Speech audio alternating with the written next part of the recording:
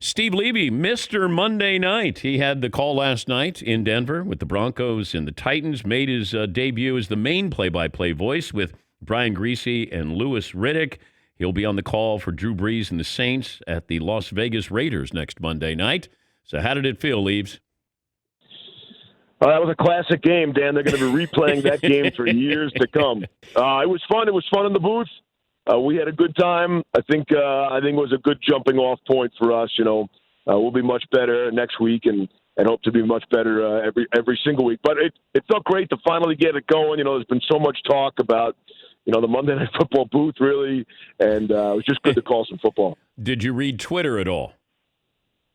I have not. I can't get through text messages, so I'll tell you what, it does make you feel pretty good about yourself, Dan. It makes you feel like, maybe I'm a decent human being. I can't tell you how many people, and yourself included, have reached out with kind tweets, kind texts some tweets, but mostly texts throughout the process, leading up to getting the gig, and then, wishing good luck and relax and have a good time and all those kind of important reminders. But it's really been great for my friends and my family, and it's really appreciated. But has it set in? I mean, you're calling Monday Night Football.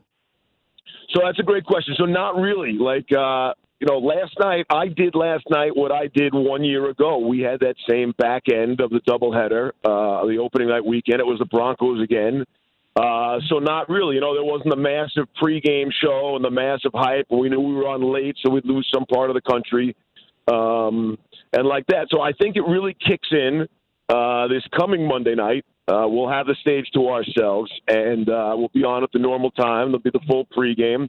It's also the actual 50th anniversary of the first ever Monday Night Football game. And then I think, listen, quite frankly, we want to ramp up here, Dan. We want to be at our best for week 3. We know we'll have a few eyeballs on that one.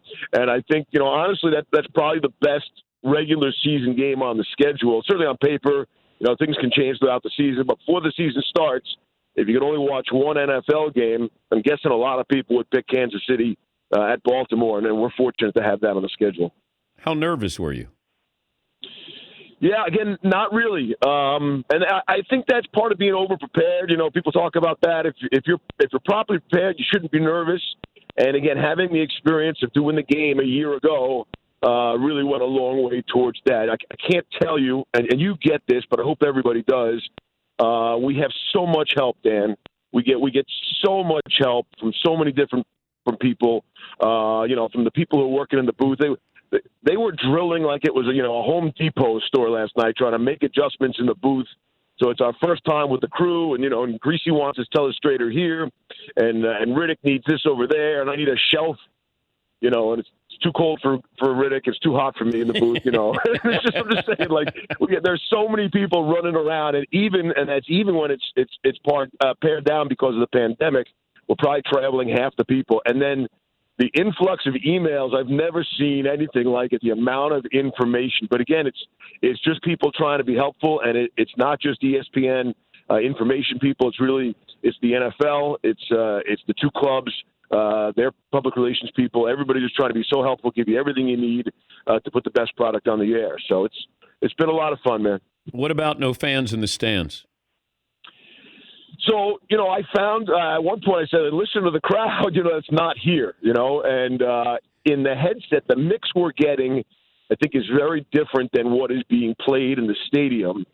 And if you get lost in the moment, and I hope this is the case at home, but if you get lost in the moment like I was broadcasting the game, you hear the crowd roar, and they seem to roar at the right time. And, I'll go back and watch the tape and see how it sounded on television. But, I'm looking forward to crowds, sort of building the hit. Lisa Salters had a funny report. They had 500 people in the stadium last night, and we were really told it was kind of a test of the protocols, sort of a dry run. They're going to have 5,700 in Denver for their next home game in a couple of weeks when Brady and the Bucks come to town. But, so in essence, they're testing it out on the friends and the family of the players and the employees of the team. But concession stands were open and those kinds of things. Couldn't really hear that crowd, but the crowd, the enhanced audio that was piped in, certainly in my headset, made it sound good, and I think you could get lost in the moment, which was nice. He's Steve Levy. He's Mr. Monday Night. Now, you're no longer a SportsCenter anchor, right? Yeah, I'm still not used to it. My Twitter bio is going to stay as the unofficial voice of the Bahamas Bowl, I think. but you don't do SportsCenter anymore? Not during the NFL season, I would think. So, I'll see you January 7th, Dan. I know you're missing me on the 11 o'clock show. I'll come back and do a SportsCenter with you, Leeds. It's late, Dan. I don't know. Sometimes, we go after Van Pelt, and it's 12:30 or something. There's a Mariners game that goes a little later. We got to stick around for extra innings. That used to drive me crazy when you go, okay, just close this out. Come on in, let's go. Right. And then somebody would give up a 3-run jack, and you go, oh, God. That goes 16 innings. I remember back in the day, we'd let's just put our voice down on a track and say, and that led to the final score, And, of course, not thinking for the poor people who have to stay behind and put the video to the audio and all that. I remember there was a Sunday night, and Mike Keenan got fired, I think, in St. Louis. Does that sound right? And well, he got fired a lot of places. He did. But Keith Olbermann had already gone home.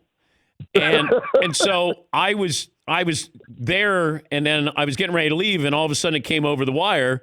Hey, Mike Keenan just got fired. We had to redo the first block of SportsCenter. And the joke was that we sent Judd Birch to Oberman's house and that Keith was in the hot tub, which wasn't true, but we created this story that you got to go get Oberman and bring him back. And then we had to go and redo the first 15 minutes of SportsCenter that night. The great memories there. Damn shame that we didn't have Zoom back then, because then you could have had Keith in the hot tub doing that first time with you. Are you following the Stanley Cup Final here? A little bit. Very, very surprised with the Dallas Stars. I mean, did not see that coming. Good for them. And, I kind of feel bad for whoever. Well, it looks like Tampa is, the class, I think, of the teams remaining. But, whoever's going to win the Stanley Cup is, there's no asterisk or anything as far as that's concerned. But I feel for the players, the organization, their fans, that they won't have that traditional celebration.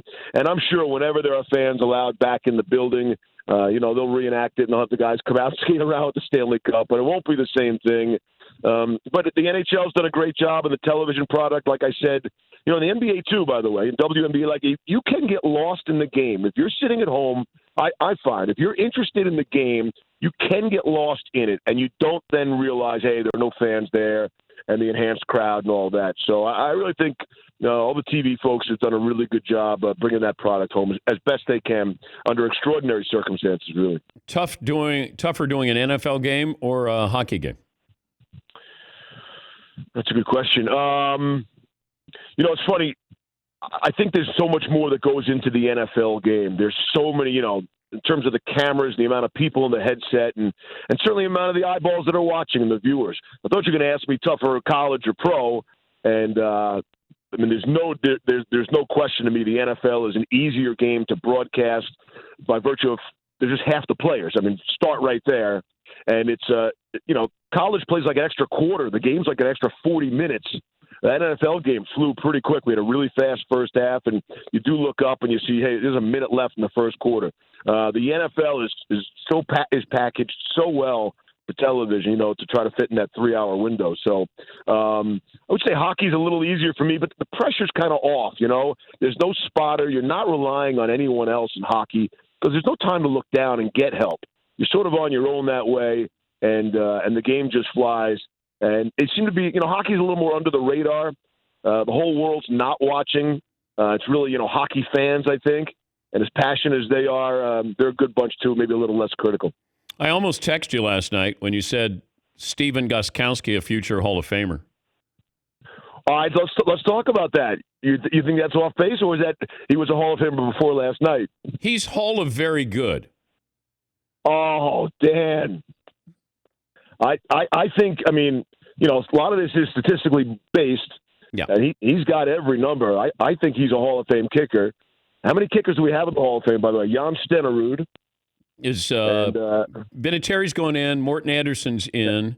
Yeah. Yes, that's right. Yep. Ray Guy is a punter, but it's really tough to get in. No, you're right. You're right, but if anybody, Gostkowski's numbers are off the charts. He has more points. I think his accuracy level might be more than Vinatieri. Again, his career percentage went way down last night. I know it did. That's hard to do. You know what? So. Gostkowski's going to have you induct him, I think, if he makes it into the Hall of Fame. Yeah, I should do this. You're right again, and there's the game-winning kick. He wins another football game. Yeah, we'll leave out the 4 misses. So that's a rough night, and we harped on it a little bit, but the Titans kicked I think 8 field goals all of last season, 8 field goals the entire season, and still made it to the conference championship game. They were a half away from the Super Bowl, so. They got to figure that out. Mike Vrabel should have never been in that spot last night. 47 in the NFL in altitude is a chippy, and that was his longest kick last night. So that game shouldn't have been close. That was 10 points, off the board for Tennessee that should have been there. So I think they were fortunate to escape with that. Yep. Post-game beers last night? 2 Bud Lights. That's my thing. 2 Bud Lights. That was it. Got to be cold. By yourself? Some of the fellas socially distanced, of course. Of course. Drinking through the mask, yes. Which is not an easy trick, You take the loop off your ear, take a sip, put the loop back on your ear. Very enjoyable, Dan. Oh, you don't get cheated, do you? Hey, safe travels, and we'll be watching next week. And I didn't want I knew it was your first game, and I didn't want to text you anything. I just thought, you know what, but when you said that, I was just going to go HOF question mark, but I thought, nah, I didn't want confusion, and I would have been unprofessional in doing something like that. No, you can't be a professional. I'll take your text anytime, brother. All right, buddy. Safe travels. Thank you, Leaves. All right. That's Steve Levy, Mr. Monday Night. And he's got the Raiders against the Saints coming up.